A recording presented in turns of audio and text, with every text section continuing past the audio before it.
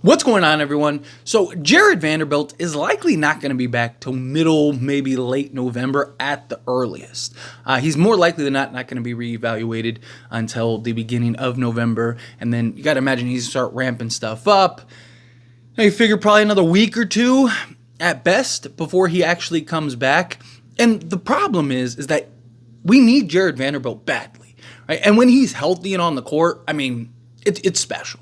The guy is arguably, if not the best perimeter on-ball defender in the league. The guy is everywhere. The numbers back it up, right? Him slotted alongside, I still think in the starting unit with Reeves and D'Lo, as long as you have Reeves and D'Lo, makes the most sense. Just gives you better balance in the starting unit. Darvin Ham was able to figure out how to get Jarred Vanderbilt to be a double-digit scorer. I believe that J.J. Redick and this coaching staff will be able to do the same thing. But at the end of the day, the best ability is availability. And Jarred Vanderbilt is a guy that's dealt with injury issues his entire career. Now he just had surgery on both feet, right? And we've seen plenty of players throughout the history of the league that have foot issues that just they never really get over it.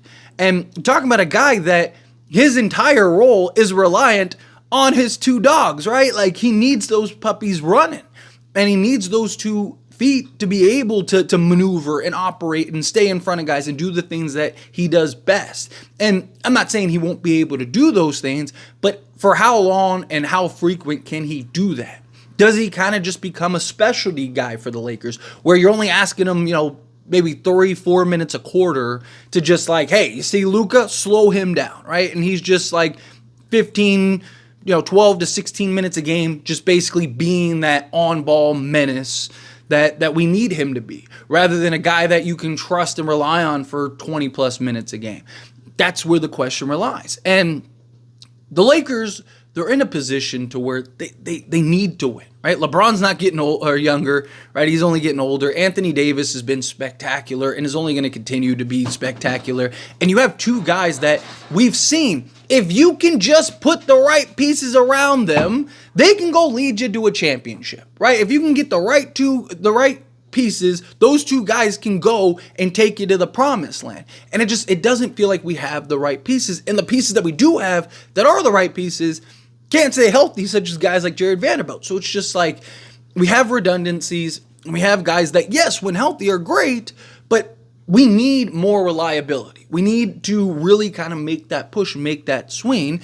And Jarred Vanderbilt is still a reasonable contract that I do think teams would take the flyer on, would take the chance on as that perimeter defender guy. And he is still young enough to where, a team, if he is right, like a team may be willing to take the gamble on him. Question is, can the Lakers afford to take the gamble on Jarred Vanderbilt? If you do and it works, then beautiful, right? Like that guy, even the Denver series last year, a lot of people think that Jarred Vanderbilt would have been the difference maker. Now, I don't know if we would have actually won, but I'm confident in saying that Jamal Murray ain't making both of those game winners. Maybe he makes one, but he ain't making both, right? Because at the end of the game, when Jamal Murray has that ball in his hand, guess who's defending him, right? It's going to be Jarred Vanderbilt. And we've seen what he's done against guys like Steph and Luka and Kyrie.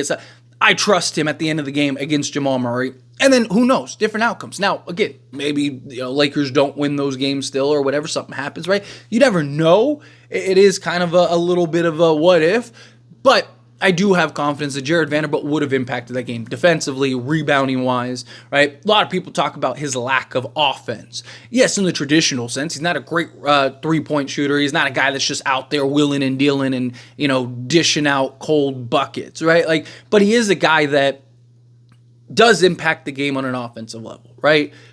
Live ball turnovers lead to more offensive opportunities. Just turnovers, period. Make more offensive opportunities, defensive rebounds, offensive rebounds, right? All of these things contribute to more offensive opportunities that lead to more point totals that are impacted, directly or I guess indirectly by Jarred Vanderbilt.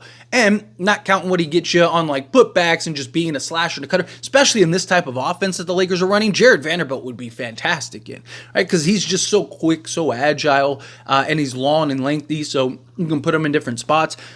But the question becomes, do the Lakers trade him at some point, right? Is it in the Lakers' best interest at this point to bring him back, because no one's going to take him now unless he's healthy, or they might, but you're not going to get real value for him.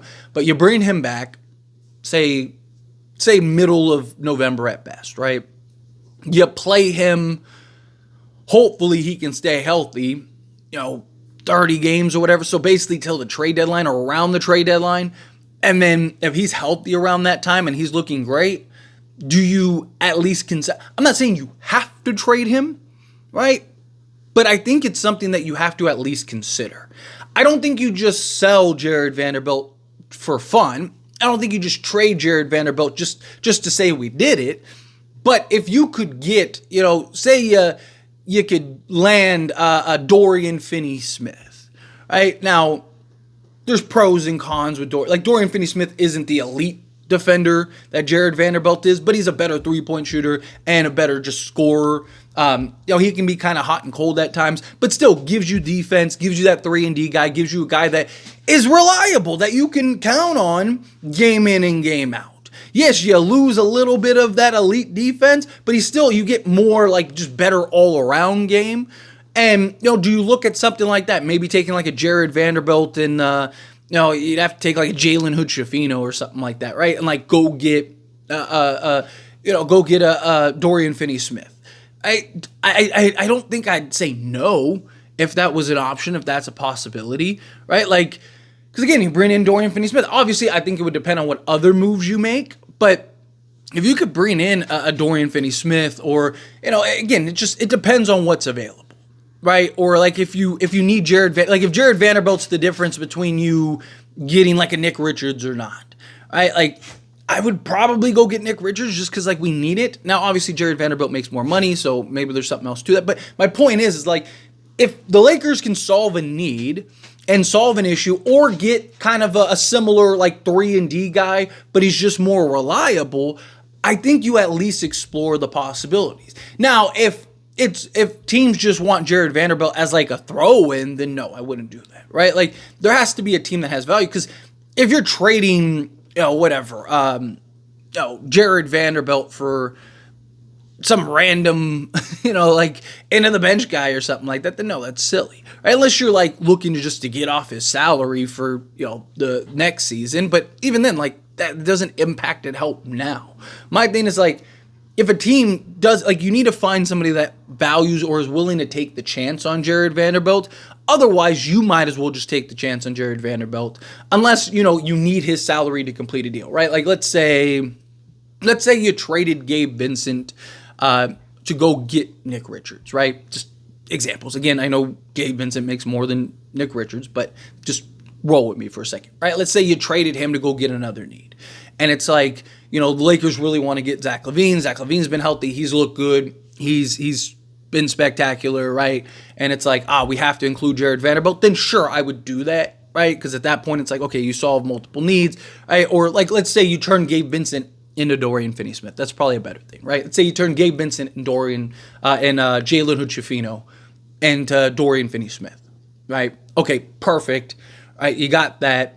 Well, now you can kind of justify losing, or you can swallow losing Jarred Vanderbilt a little better to go get a guy like a Zach LaVine. Or, if you need to, for whatever reason, let's say, because Nick Richards might have to be a 3-team, because the Charlotte Hornets have like 16 guys. So let's say it is a 3-team, and the other team wants Jarred Vanderbilt. They're like, the only guy we really want is take a chance on Jarred Vanderbilt. Then fine, like, I would consider it. I would think about doing it.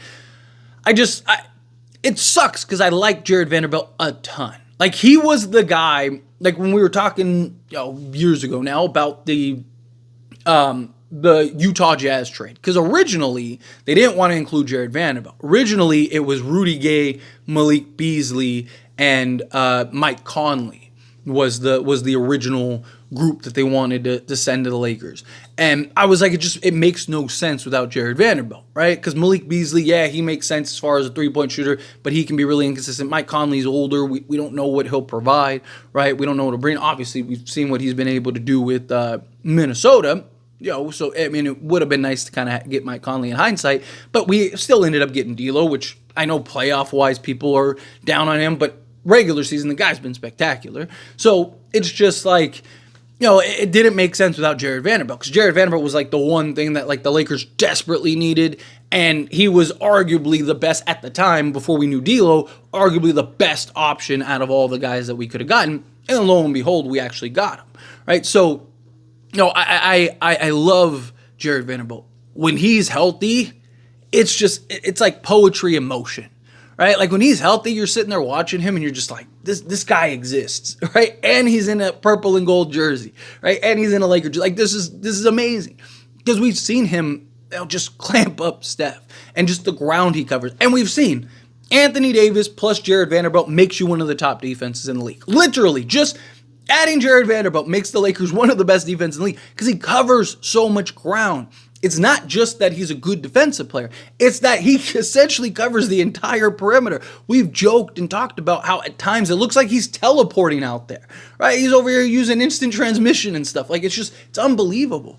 But again, if the guy, is it really worth taking the risk on Jarred Vanderbilt if we can turn him into something that is more of a need, or at least kind of fills what Jarred Vanderbilt does? Like I said, like a Dorian Finney-Smith would fill what Jarred Vanderbilt would do, right? Or, a Cam Johnson, right? Maybe it's Cam, maybe, they're like, hey, or maybe it's both. Maybe it's Cam Johnson and Dorian Finney-Smith, right? Maybe it's something like that, right? Like my point is, like, if you can turn Vando into either a different need, right? Or you can turn him into something that is comparable, maybe it's not as elite defensively, but kind of just gives you a little bit more overall, then I would do it. I would look into it. Which is unfortunate because, before last season and this season, like when we got Jarred Vanderbilt and we went on that run, and I know like people were down on him because he got played off the court and stuff like that. If you asked me like I would have been like, absolutely not. Like he's not untradeable, obviously, but like you would have had to give him something because he's such a necessity for the Lakers. But, it's amazing what a year can do, given he just can't stay healthy. And it's a concern. It's a real concern. But anyway, as always, this is a discussion, and I pass the question on to you. Let me know your thoughts and opinions down in the comments below. What do you think? How do you feel? What are your thoughts? Do you think that, look, it's unfortunate, but it's the reality. You got to look to move him at some point. Do you think, no, you got to keep him, got to hold on to him, right? Even if he's only giving you, 50 games a season at like 15 minutes a night, like that's still that incredibly valuable, because there is an argument for that, right? Like as long as he's giving us, as long as he's healthy come playoffs, right? It's really what you need him for. You need him healthy, like kind of last few games of the season so you get some reps in. Do you need him like 30 games at least towards the end of the season? Then you need him playoff time, healthy and ready to go, and you're good. But you want that reliability. You want somebody that you can count on game in and game out. But however you feel, whatever your thoughts are, love to hear it. So let me know down in the comments below. That being said, if you haven't liked this video, hit that like button. Helps me a lot. Helps me enjoy these types of videos, and I truly appreciate it. Not subscribe to the channel, hit that subscribe button. Turn on the bell notifications. Appreciate y'all. See you in the next one. Thank you.